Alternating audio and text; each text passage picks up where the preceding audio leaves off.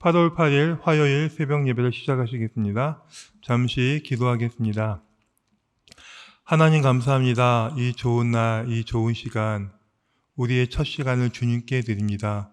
이 시간 우리에게 하실 말씀 가운데 하나님 음성을 듣게 하시고 그 말씀에 의지하여 오늘 하루도 주의 백성으로 살아갈 수 있는 힘과 능력을 우리에게 부어 주시옵소서. 이 모든 거 예수님의 이름으로 기도드리옵나이다. 아멘.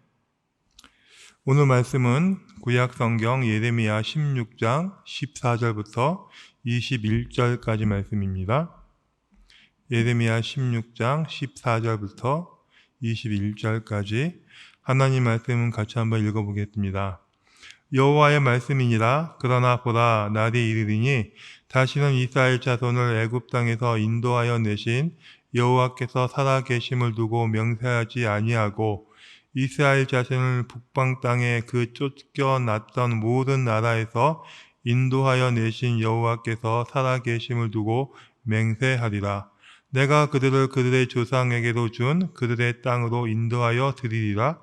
여호와의 말씀이니라. 보라, 내가 많은 어부를 불러다가 그들을 낫게 하며 그 후에 많은 포수를 불러다가 그들을 모든 산과 모든 언덕과 바위 틈에 사냥하게 하리니 이는 내 눈이 그들의 행위를 살펴보므로 그들이 내 얼굴 앞에서 숨기지 못하며 그들의 죄악이 내 목전에서 숨겨지지 못함이라. 내가 우선 그들의 악과 죄를 배나 갚을 것은 그들이 그 미운 물건의 시체로 내 땅을 더럽히며 그들의 가증한 것으로 내 기업에 가득하게 하였음이라. 여호와 나의 힘, 나의 요새, 환난 날의 피난처시여, 민족들이 땅끝에서 주께 이르러 말하기를 우리 조상들의 계승한 바는 허망하고 거짓되고 무익한 것뿐이라. 사람이 어찌 신 아닌 것을 자기의 신으로 삼겠나이까 하리이라. 여호와께서 이르시되 보라, 이번에 그들이 내 손과 내 능력을 알려서 그들로 내 이름이 여호와인 줄 알게 하리라. 아멘.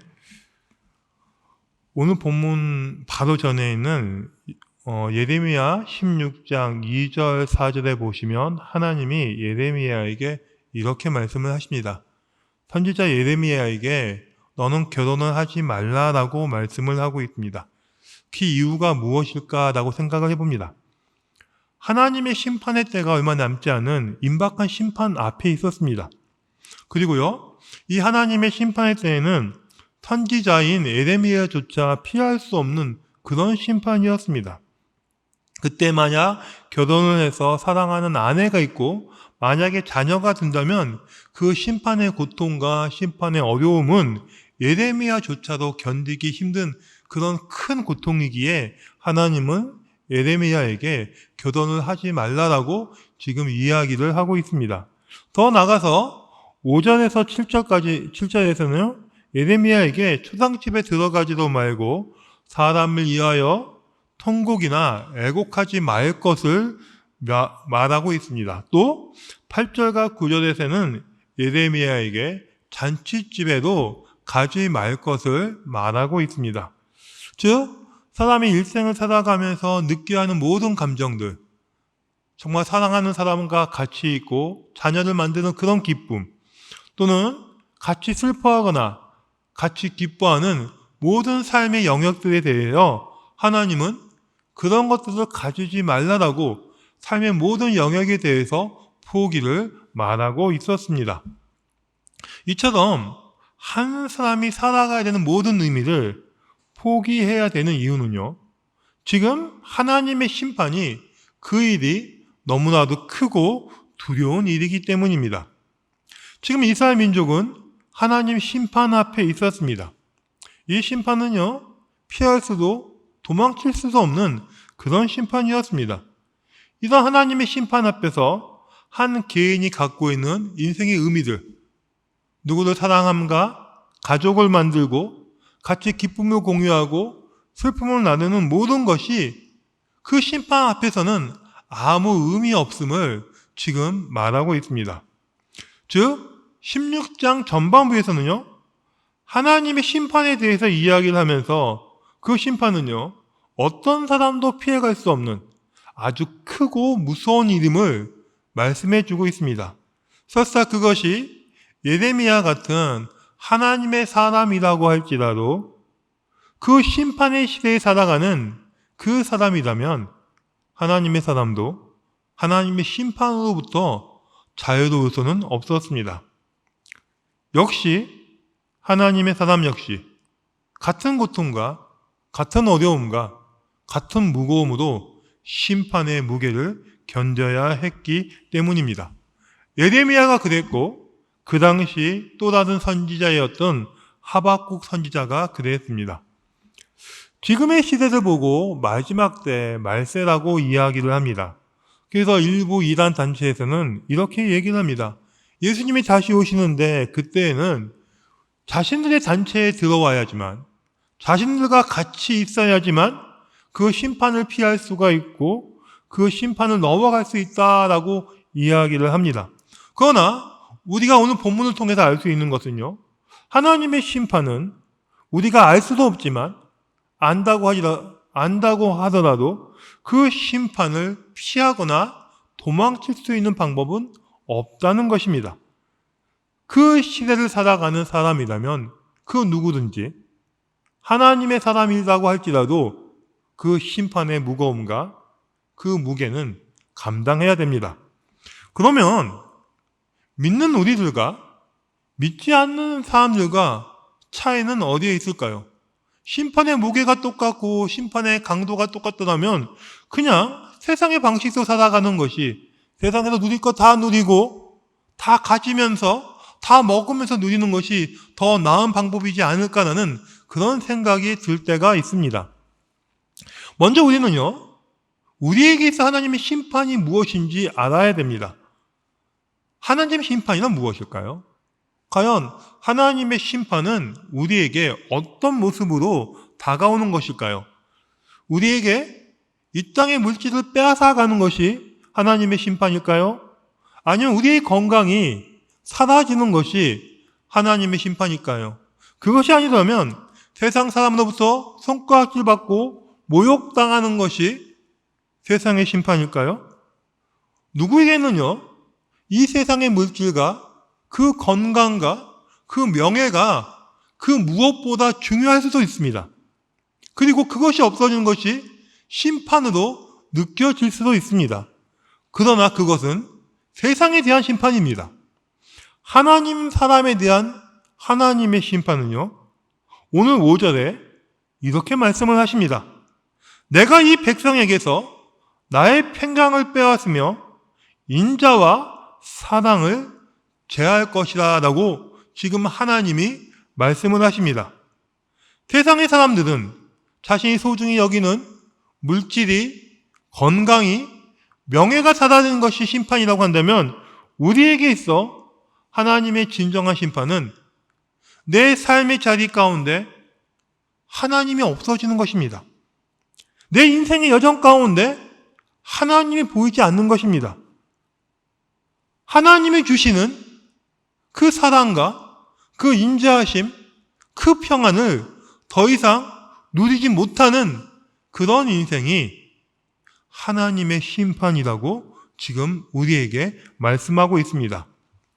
우리가 정말 하나님의 사람이라면 우리는 알 수 있습니다.